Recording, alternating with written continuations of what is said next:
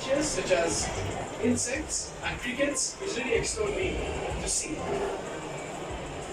But again, you might also at night come across Arabian fox, right? I mean, I've got a very nasty experience with Arabian fox, if I want to talk about it. So, foxes are nocturnal creatures, meaning they're only active at night. So, you won't really see them during the day. However, if you move around Dubai's JVC region, the city Jumeirah Village Circle, you will see that there are all these Arabian foxes once in a while. I found the skull of one over there itself in the middle of the city. You don't believe it. But it was one desert experience that I recall, and the thing is, once you go in the deserts and you look around, especially today, under every gulf tree is like a graveyard. So you will come across all sorts of creatures, bones. Like it can be a thigh bone of Arabian oryx, and skull of an Arabian gazelle. It can be a pellet from an owl. So I went this time very deeply in the desert of Kudra, and over there near the road was a duck skull located under a structure, like it was a gulf tree was inside in a very like a cave structure, and I went under it, collected the skull, and went off. When I went up the dune, I looked back. Naturally, I sneezed, and from the same tree I passed under, a fox fell on its side and ran. So I kept on thinking, what if it fell on me when I was passing under? I mean, what if it just fell on me, I mean, it's not about a heavy animal, but then when I land on me, then you could have a fight there, so no one knows. And I actually ran behind it to see it, but it ran too quickly because of the adaptations. So it was a funny journey, to be honest. And we're talking about Arabian foxes. They are very important for the ecosystem. They are not only predators, but they also are scavengers. So again, the Arabian gazelle, when you look at it, creatures such as the Arabian fox eat them, so disease won't spread around the environment. And if you go around Jebel Ali beach region, you will also come across Arabian foxes near the beach, right? And you will see them feeding on these crabs, and once in a while coming near to humans as well. Now the UAE also has a variety of different creatures such as the greater flamingos. Now this was an experience that I recall very vividly. It was the Ras Al Khor Wildlife Sanctuary, and we went there with a team, 3 of us, to get up close with the flamingos during the winter months. And because at that time, till the end of this year, there was this disease which was going on in the seabird populations. Many seagulls around were dying, so we went to check, and luckily over there was a very kind security who called the Dubai municipality, who came and who brought the person who fed all these greater flamingos. And these are brine shrimp, so again, as it's not that much of a natural environment, the place they are made for them, they need to feed them these diets so that they can thrive healthy. Now the question that might come to you is, greater flamingos in general have a mindset in us that they are pink in color, but the greater flamingo is the biggest, and only its beak is pink. The entire body is not pink, and that's the fact because what happens is that flamingos get their color from the food they eat. So the brine shrimp which they eat doesn't give them the color because they don't have that much pigments in them. So they're usually light pinkish color or white, as we can see, and they can be found in almost all wetlands in the UAE. So which is really extraordinary. And one thing which I personally have experienced, the UAE is doing a lot to protect the greater flamingos. I mean, there was a recent report by a friend of mine in Iraq. They capture these animals and they sell them. So they cut their wings and they sell them for people to keep them in their gardens, poaching. But the UAE is doing a lot in protecting the greater flamingos, and they can also be found in the Al Watba Wetland Reserve. So talking about all this, we want to go back in time again. Now the UAE has got a culture which I have been lucky enough to study, in which they work effectively with the environment. And one of the greatest examples, again I'm reading from a script because it's from my book. It's over 300 pages, so I'm trying to recall whatever I can. So now I want you all to, of course, take a deep breath, because I want you all to consider the oceans. We are going to dive beneath the oceans and got back soon, so you don't have to hold your breath that much long. And beneath the waves, it's a world of wonders. It's where life emerged. Life evolved in the oceans. And coral reefs are those amazing ecosystems, those melodical metropolises are a breathtaking collaboration of coral, fish, shark, and all sorts of creatures. I mean, if you have dived in a coral reef, you would see that it's like an alien world. You're surrounded with all types of colors, and you will think that when you go underwater, the animals will escape from you. But actually, fishes come and curiously look at you, see what you're doing. If you are, let's say, doing it perhaps in Georgia, you will see eels coming all around your body to see what you are. So it's a pretty extraordinary experience when you're diving in a coral reef. And you feel like you're in space. You're floating, and you're seeing all these creatures moving around. So, what you may ask, how is a coral reef related to the UAE? The thing is that a very long time back, I visited the Al-Bastaki in Dubai, along with the Al-Shitaga, and they are one of the oldest residential areas in the city of Dubai. And I came across extraordinary architectural designs. The thing is, back then we did not have cement to keep the bases of our houses stable. So what these people used, they were so connected to the natural world that they use as the base, they use coral reefs. In particular, they used brain corals. I got a sample again, which I collected from the same place, but I couldn't bring it today again. So the thing is that, especially the homes and the mosques and the courtyard and marine environments were filled with all these corals. And the thing is, they didn't sustain it. So after a while, what happened is that the corals die off and they bleach. So those were extracted by the people back then and were used in their systems. And you will not believe it that there are almost 11.97 million pieces of corals just in that Al-Bastaki region. And they have been there since 1550s. And that's a long time, I can say. And the thing is that it's in the Ras Al Khaimah reefs, especially where the coral reefs came from, the brain coral, and it's almost the most abundant in the UAE. So the coral is a structure, it ranges from size. It can be from fish size to large slabs of brain corals, and they're utilized as fundamental blocks for the buildings, which is really extraordinary. And they were mined, sifted by size in fresh water to kill off the organisms inside, and then dried for the year on the beach to be able to get that skeleton for them to have it presented.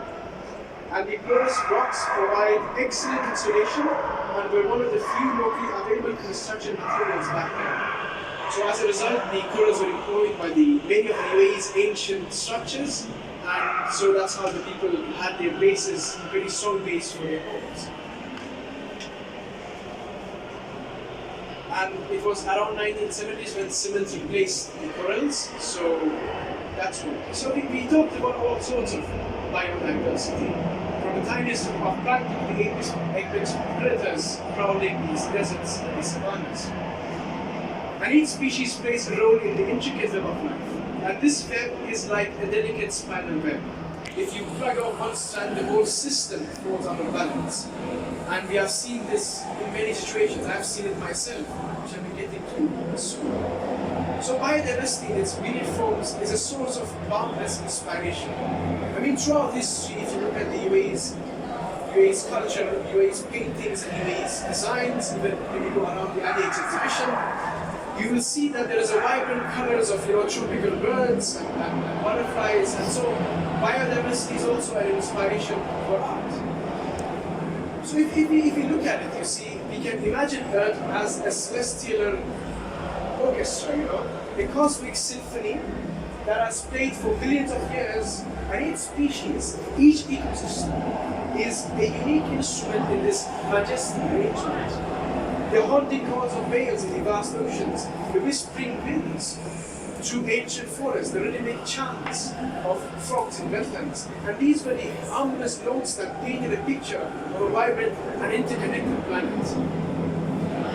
But the thing is that we know that even when you look at history books, the history's pages are always having some shadows in it. The history of our planet too, during our time, has also shadows in it, unfortunately. And it goes from the hunting ballad of the passenger pigeon that remind us of the fragility of life, the thylacine and human influence.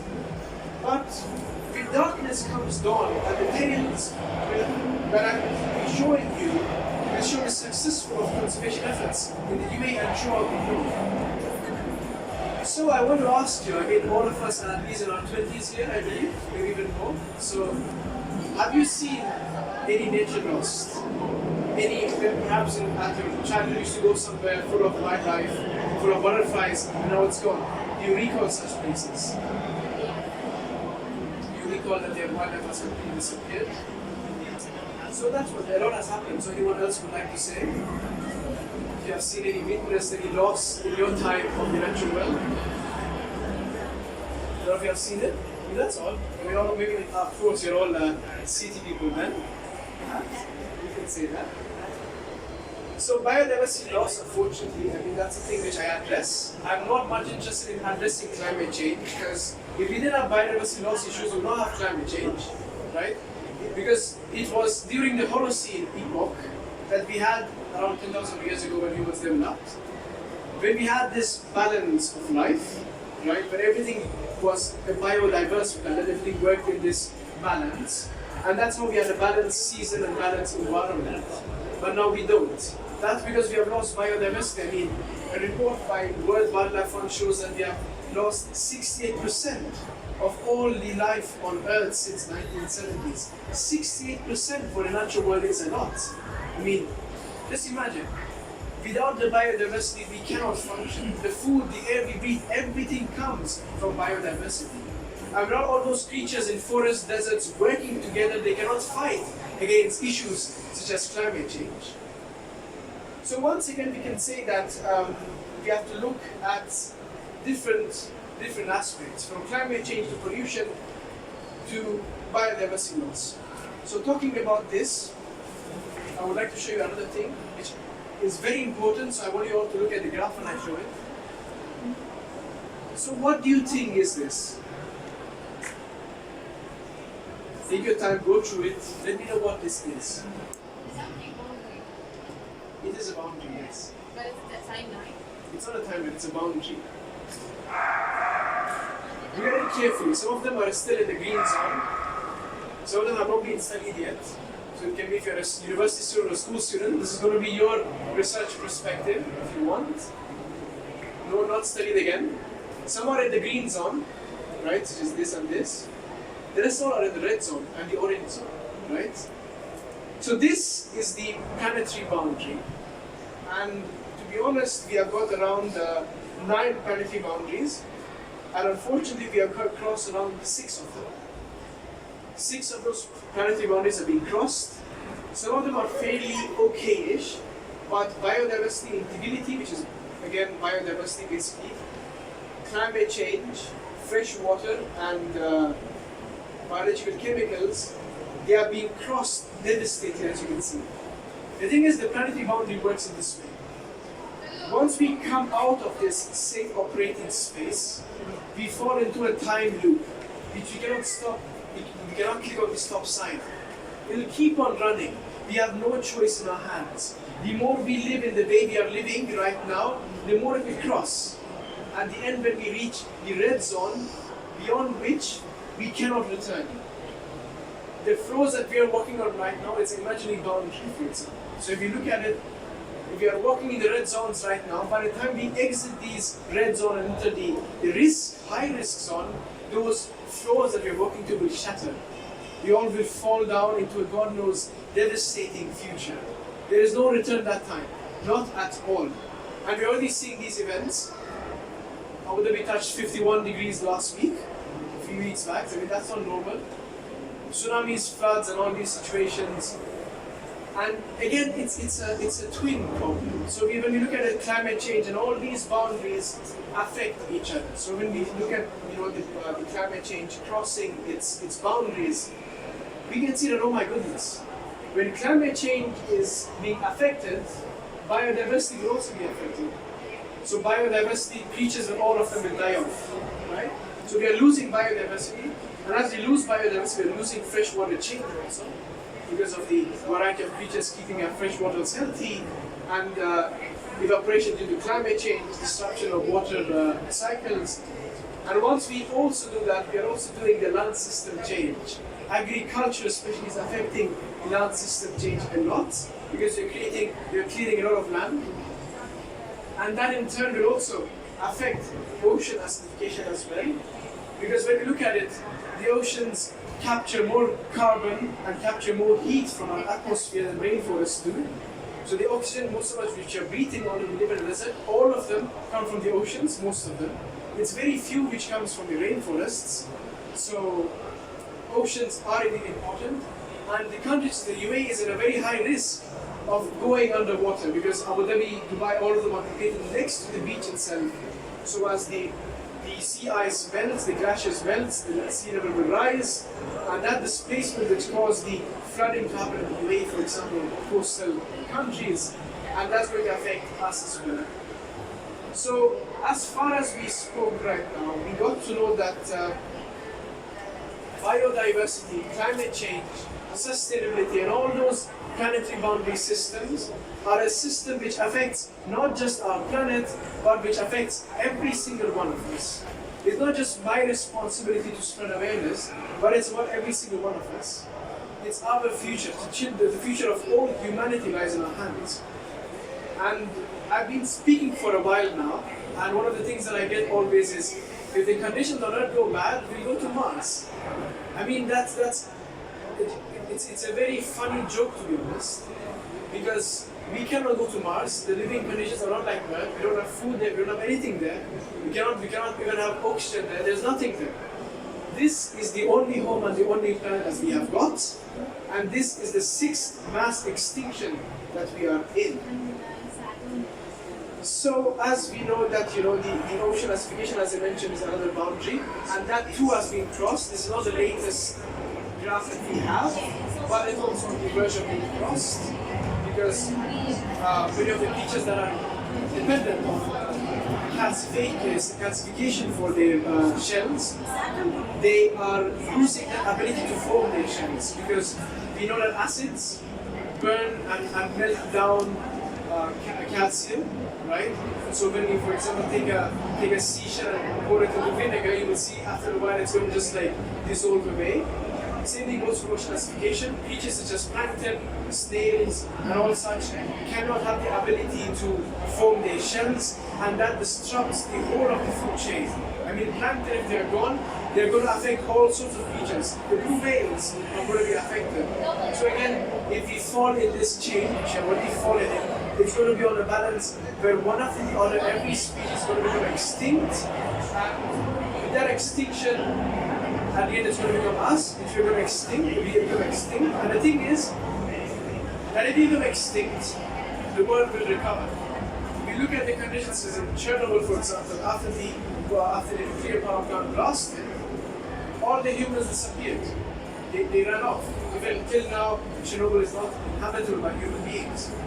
But wildlife has recovered in the most extraordinary senses. When you will see creatures in Chernobyl you have not seen it anywhere else in the planet. You will see unique creatures that are gone extinct in other parts of Ukraine but have been found in Chernobyl. So that's an extraordinary way. But I want to ask you one question. Do you think that this is the future that we all are going to fall into? Do you think this is the end of it? Or do you think there's an alternative future? What do you think is the alternative future? Okay. Do you think that we already have the solutions or not? I mean, we do have nearly all the solutions, but the thing is that in this world which you're living in, everyone is pointing at someone else. Governments are pointing at us, we are pointing at the governments, we are pointing at the factories that are manufacturing all these products, the factories are pointing at us again, and the factories are pointing at the governments are pointing at the factories again. It's a whole cycle where everyone is blaming someone else.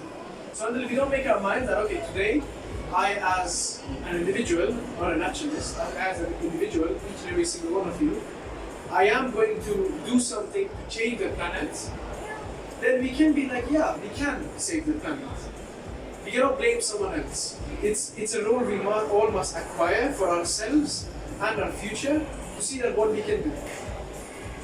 So as I mentioned, it's not about all just doom and gloom, but we can change the future and we can work together. We already have shown that we can work together. I mean, the recent project, most of us here perhaps know about the AWS, World Wildlife Fund, and there's a program they do called the Leaders of Change.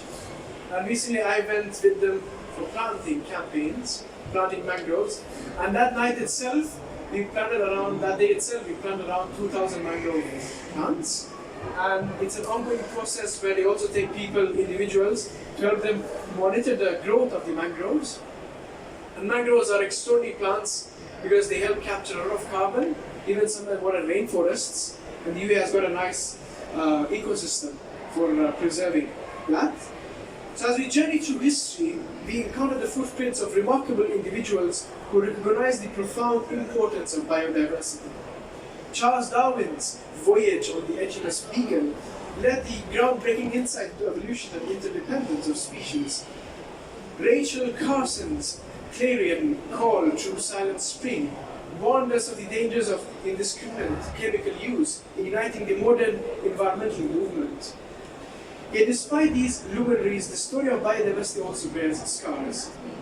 The haunting accounts of extinct species, from the Basildef pigeon to the thylacine, remind us of our capacity for unintended consequences. The loss of these species reverberates throughout ecosystems. Let's start reminded that every member of the ensemble has a vital role to play.